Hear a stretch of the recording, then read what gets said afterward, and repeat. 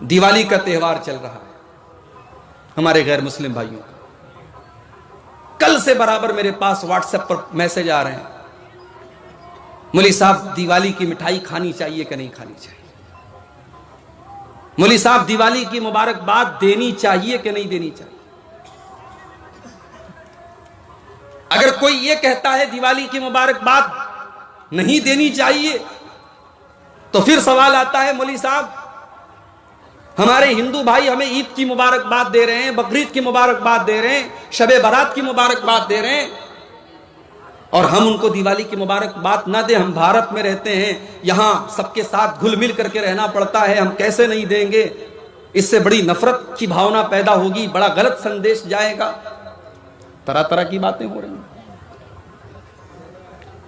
میرے پیارے بھائیوں, آج ہندوستان کی سرزمین پر اپنے ہندو بھائیوں کے ساتھ ہم رہتے ہیں.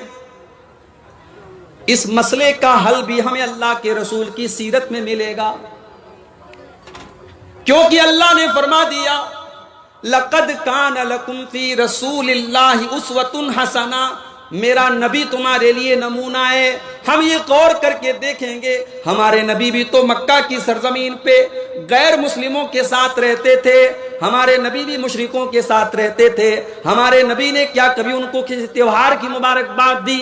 کیا کبھی ان کے کسی تہوار کی مٹھائی کھائی؟ کیا کبھی آپ نے ان کے کسی پرو پر, ان کے کسی تہوار پر ان کو شبھ کامنا دی؟ جب ہم نبی کی سیرت اٹھا کے دیکھتے ہیں پتہ یہ چلتا ہے اللہ کے نبی جب مکہ میں غیر مسلموں کے ساتھ رہتے تھے, آپ ان کے سکھ دکھ میں ان کے کام آتے تھے, ان کی پریشانیوں کو دور کرتے تھے, ان کے ساتھ اچھا سلوک کرتے تھے. مگر جب مسئلہ اسلام کا آ جاتا تھا, مگر جب مسئلہ توحید کا آ جاتا تھا, مگر جب مسئلہ ایمان کا آ جاتا تھا, اللہ کے نبی کوئی کمپرومائز نہیں کرتے تھے.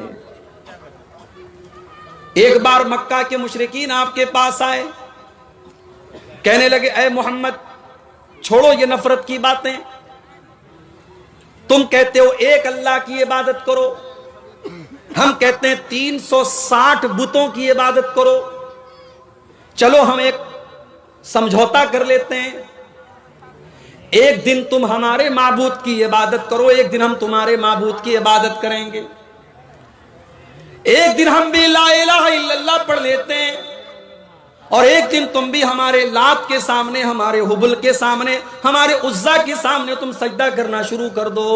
اے محمد آؤ سمجھوتا کر لیتے ہیں, تم ہمارے معبودوں کی عبادت کرو, ہم تمہارے معبود کی عبادت کرتے ہیں.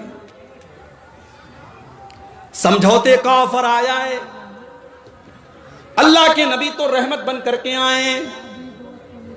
آپ تو چاہتے ہیں کہ دنیا میں شانتی ہو جائے, مگر میرے پیارے بھائیوں شانتی کا مطلب یہ نہیں ہے ہم ایمان کو چھوڑ دیں, ہم توحید کو چھوڑ دیں, ہم اپنی بنیادوں کو چھوڑ دیں.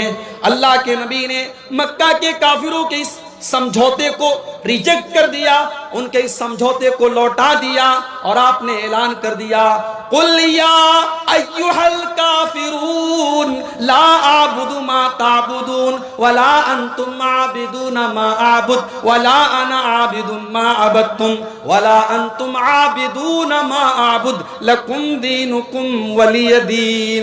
اے کافرو, تم جس کی پوجا کرتے ہو اس کی میں پوجا نہیں کر سکتا, اور جس کی میں عبادت کرتا ہوں اس کی تم عبادت نہیں کر سکتے. لکم دینکم ولی دین, تمہارا دین تمہارے ساتھ ہے, ہمارا دین ہمارے ساتھ ہے. ہم تمہارے ساتھ مانوتا کا سلوک کریں گے, ہم تمہارے ساتھ اچھا سلوک کریں گے, ہم بھلائی کا کام کریں گے, مگر تمہارے شرک کے کام میں تمہارا سہیوگ نہیں کریں گے, تمہارے شرک کے کام میں ہم تمہاری مدد نہیں کریں گے.